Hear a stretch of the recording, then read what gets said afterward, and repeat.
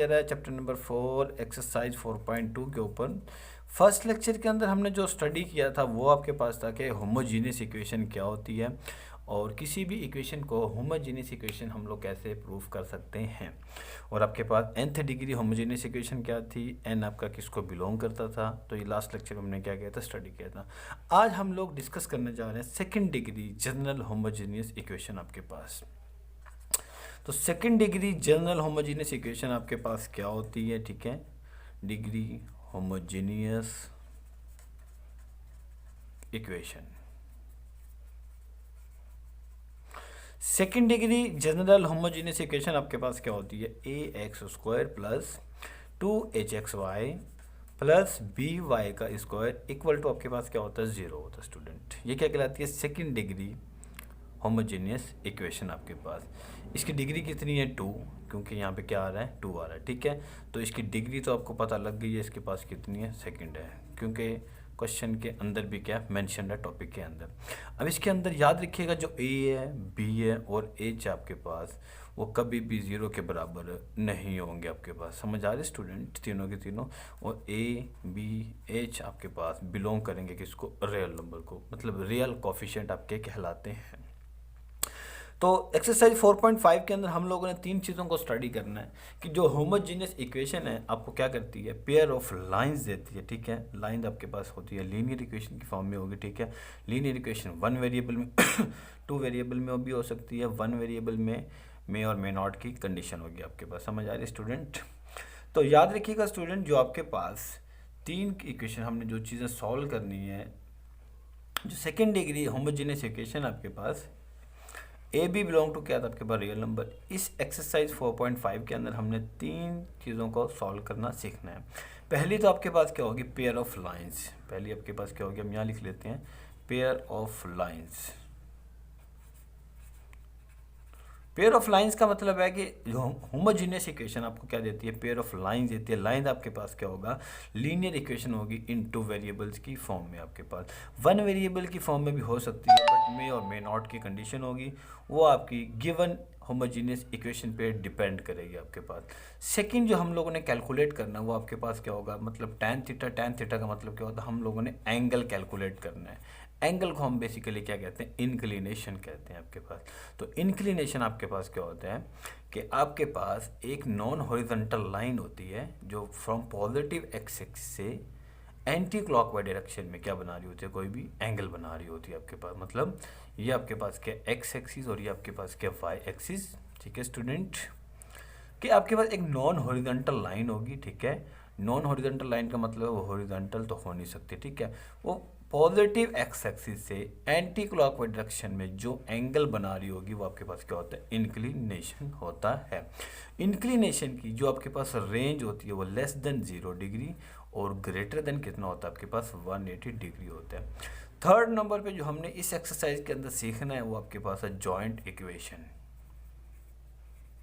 Joint equation आपके पास क्या होगी, हम इसको नेक्स्ट लेक्चर में क्या करेंगे, स्टडी करेंगे कि जब आप पेयर ऑफ लाइंस को कैलकुलेट कर लेते हैं, अगर उन लाइंस को होमोजीनियस इक्वेशन को, ठीक है, ओरिजिन से पास करवाते हुए एक दूसरे पे परपेंडिकुलर रख कर अगर हम उनको आपस में मल्टीप्लाई करें तो हमारे पास क्या होती है, जॉइंट इक्वेशन कैलकुलेट होती है। तो हम लोग ने जो स्टडी करना है आज आपने कि होमोजीनियस इक्वेशन से पेयर ऑफ लाइंस को कैसे कैलकुलेट करना है, आप लोगों ने क्लियर होगा स्टूडेंट।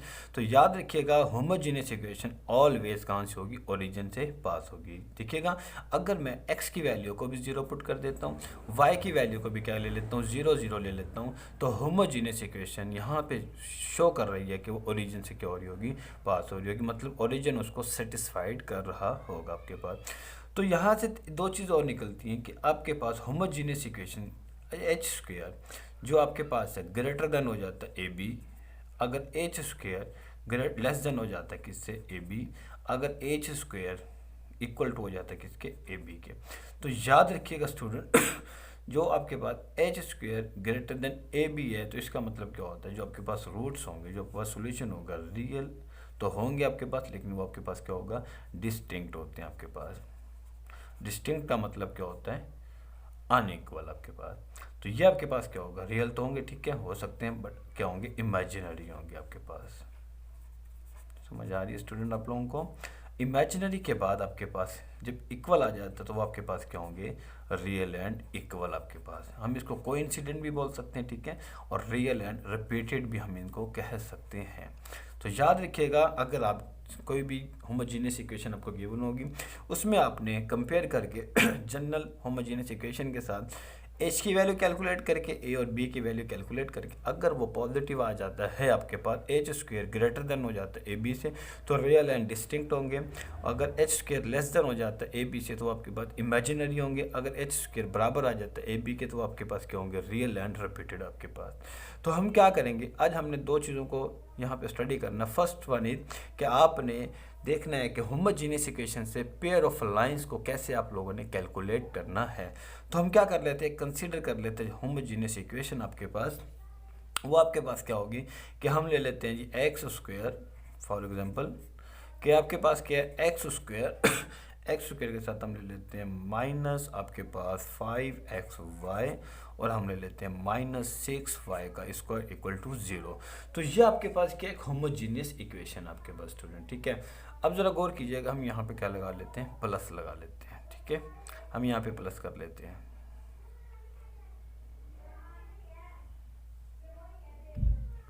ठीक है। यहाँ पे जैसे प्लस कर लिया, तो ये आपके पास क्या x square minus 5xy plus 6y का स्क्वायर इक्वल टू 0, ये होमोजीनियस इक्वेशन है। अब इसको प्रूफ करना होमोजीनियस इक्वेशन है या नहीं, लास्ट लेक्चर के अंदर मैं आपको बता चुका हूँ। किसी भी इक्वेशन को होमोजीनियस इक्वेशन आपने प्रूफ कैसे करना है। तो हमने यहाँ पे जो कैलकुलेट करना सीखना है वो आपके पास है पेयर ऑफ लाइन। तो पेयर ऑफ लाइन्स को कैलकुलेट करने के लिए याद रखिएगा क्वाड्रेटिक इक्वेशन को, सेकेंड डिग्री होमोजीनियस इक्वेशन को भी सेम आप क्वाड्रेटिक फार्मूला या फिर आप लोग फैक्टराइजेशन मेथड से क्या कर सकते हैं, इसको सॉल्व कर सकते हैं। तो हम जरा गौर करते हैं कि हमने इसकी फैक्टराइजेशन कैसे करनी है। तो याद रखिएगा फैक्टराइजेशन के अमल में आपने इसको मतलब एक्स स्क्वायर को और लास्ट वाले टर्म को आपस में क्या करना होता है? Multiply, which is equal to क्या आ जाएगा? 6x स्क्वायर और y स्क्वायर के इक्वल आ जाएगा आपके पास। फिर हमने मिडिल वाली टर्म्स को इस तरह से ब्रेक करना होता है, और इस तरह से हम ब्रेक करें कि मल्टीप्लाई करें तो आपके पास ये वाला आंसर है आपके पास, और ब्रेक प्लस और माइनस करें तो आंसर क्या है? इट्स सेल्फ आपके पास बन रहा हो आपके पास। तो ज़रा गौर कीजिएगा, दो ही नंबर हैं, 3 2 जा कितना होता है आपके पास? 6 होता है आपके पास। तो 6x का square minus 3xy minus 2xy plus 6y का स्क्वायर इक्वल टू आपके पास क्या होता है? 0 होता है आपके पास, ठीक होगा स्टूडेंट। अब ज़रा गौर कीजिएगा, इन दोनों में से क्या चीज़ आपकी कॉमन आती है? यहाँ से x कॉमन आता है, x माइनस क्या आ जाएगा आपके पास? 3y। तो यहाँ से क्या चीज़ कॉमन आती है? Minus 2y। यहाँ पे रह जाएगी आपके पास x, आपके पास यहाँ पे क्या रह जाएगा? 3y इक्वल टू आपके पास क्या है? 0। तो ज़रा गौर कीजिएगा फैक्टराइजेशन के अमल में ये वाला जो चीज़ है, ये वाला जो फैक्टर है, ये वाला जो पेयर आपके पास सेम होना होता लाजमी है। x माइनस 2y और x minus 3y equal to आपके पास क्या आ जाता है? 0। तो by the rule of factorisation क्या कहता है कि x minus 2y equal to 0 और x minus 3y equal to 0। तो ज़रा गौर कीजिएगा स्टूडेंट कि हमने एक सेकेंड डिग्री होमोजेनियस इक्वेशन से हमने पेयर ऑफ लाइंस को क्या कर लिया? कैलकुलेट कर लिया। तो हम इन लाइन को लीनियर भी कह सकते हैं, लीनियर इक्वेशन इन 2 वेरिएबल आपके पास x और y आपके पास।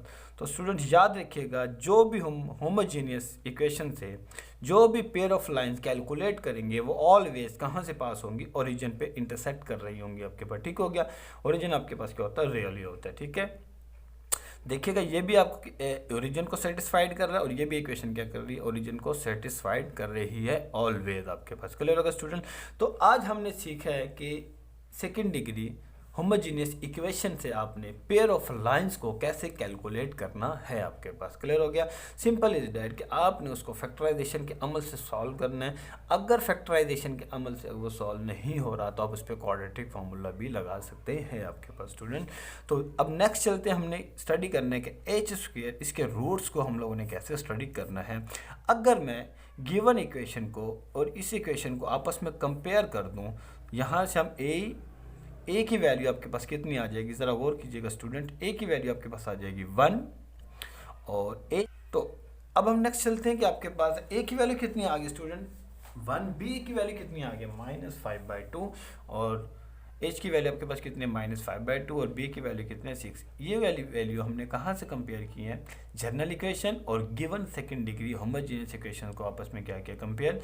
यहाँ पे एक्स स्क्वायर का कोएफिशिएंट कितना 1 और यहाँ पे एक्स स्क्वायर का कोएफिशिएंट कितना a, यहाँ पे एक्स वाई का कोएफिशिएंट कितना -5 और यहाँ पे एक्स वाई का कोएफिशिएंट कितना 2h। तो कंपेयर करेंगे तो a की वैल्यू कितनी आ गई 1 और जब कंपेयर किया एक्स वाई के कोएफिशिएंट को गिवन और जनरल इक्वेशन से तो आपके पास h की वैल्यू निकल आई है -5/2 और जब आपने b वाई स्क्वायर के कोएफिशिएंट को आपस में कंपेयर किया तो आपके पास b की वैल्यू कितनी निकल आई है 6 निकल आई है।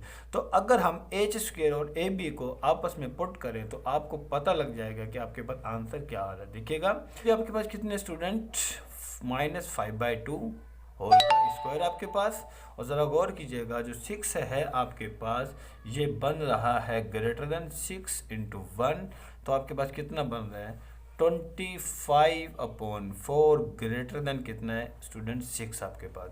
अब ज़रा गौर कीजिएगा जो आपके पास आंसर बन रहा है 4 6 24, तो मतलब जो एच स्क्वायर की वैल्यू आपकी वो बड़ी है किससे स्टूडेंट ए बी के प्रोडक्ट से। तो ए बी के जो प्रोडक्ट से बड़ी वैल्यू है इसका मतलब है आपके पास जो रूट्स हैं वो आपके पास रियल एंड डिस्टिंक्ट हैं आपके पास। समझ में आ रहा है स्टूडेंट, जो रूट्स होंगे आपके पास वो क्या होंगे रियल एंड डिस्टिंक्ट आपके पास। तो ये दो चीज़ों को आज हमने सीखा है कि आपने एक होमोजेनियस इक्वेशन से पेयर ऑफ लाइंस को कैसे कैलकुलेट करना है, और दूसरे नंबर पे यानी कि सेकंड नंबर पे आपने ये देखना है कि उसके रूट्स कौन से हैं, रियल एंड डिस्टिंक्ट हैं, रियल एंड रिपीटेड हैं या फिर रियल एंड इमेजिनरी है। अब इस इक्वेशन को इस तरह भी देख सकते हैं कि H square minus A B, जैसे आप लोगों का क्या था डिस्क्रिमिनेंट इक्वेशन था B square -4ac according to the quadratic formula. तो इसमें क्या चीज़ है एच स्क्वायर ए बी। तो हम अनदर एग्जांपल से देखते हैं कि इसके रूट्स हम क्या कैलकुलेट कर सकते हैं। हम एग्जांपल ले लेते हैं आपके पास कोई भी कि 10x² - 23xy ये आपके पास बन जाएगा जी प्लस 5y का स्क्वायर इक्वल टू 0। ज़रा गौर कीजिएगा, इसको मैं कंपेयर करना चाहूँ सेकंड डिग्री होमोजेनियस इक्वेशन से प्लस 2hxy प्लस by का स्क्वायर इक्वल टू 0। तो ज़रा गौर कीजिएगा H square minus A B, तो इसकी वैल्यू पुट करना चाहें अगर मैं यहाँ से कंपेयर करूँ a की वैल्यू आपके पास कितनी आ जाएगी 10, b की वैल्यू h की वैल्यू आपके पास कितनी आ जाएगी -23/2 और आपके पास स्टूडेंट b की वैल्यू कितनी आ जाएगी 5। तो ये वैल्यू निकालने के बाद आपने इसको इस इक्वेशन में पुट करना है जी। आपके पास हम इसको इस तरह भी सॉल्व कर सकते हैं, h की वैल्यू कितनी है -23/2 का स्क्वायर माइनस a की वैल्यू आपके पास कितनी है 10 और b की वैल्यू आपके पास कितनी है 5। तो ज़रा गौर कीजिएगा स्टूडेंट ये आपके पास बन जाएगा 23 का स्क्वायर आपके पास कितना होता है 529 आई थिंक बाय 4 माइनस 10 5 आपके पास कितना होगा 50।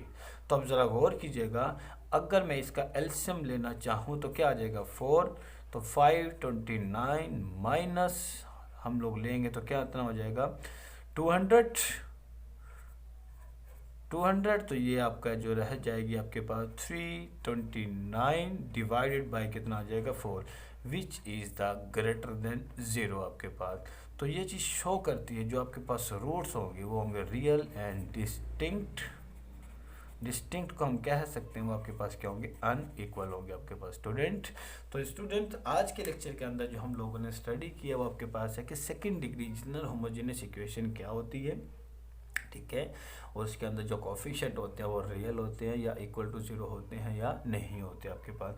और फिर दो चीज़ों को हमने कैलकुलेट करना सीखा है वो आपके पास था कि होमोजेनियस इक्वेशन से हम कैसे पता लगा सकते हैं उसका जो रूट्स आएंगे वो आपके पास क्या होंगे real and equal, real and distinct या फिर रियल एंड इमेजिनरी। और सेकंड नंबर पे हम लोगों ने ये भी सीखा था कि होमोजेनियस इक्वेशन से पेयर ऑफ लाइंस को आप लोगों ने कैसे कैलकुलेट करना है। तो स्टूडेंट आज के लेक्चर के अंदर कोई भी आप लोगों को प्रॉब्लम हो, कोई भी आप लोगों का क्वेश्चन हो तो आप मुझे कमेंट बॉक्स में बता सकते हैं। इंशाअल्लाह ताला कल के लेक्चर के अंदर हम जो 2 पॉइंट्स रह गए हैं, एक आपका एंगल और थर्ड नंबर पे आपका क्या था जॉइंट इक्वेशन क्या होती है। तो अपना ख्याल रखिएगा। ओके, अल्लाह हाफिज़।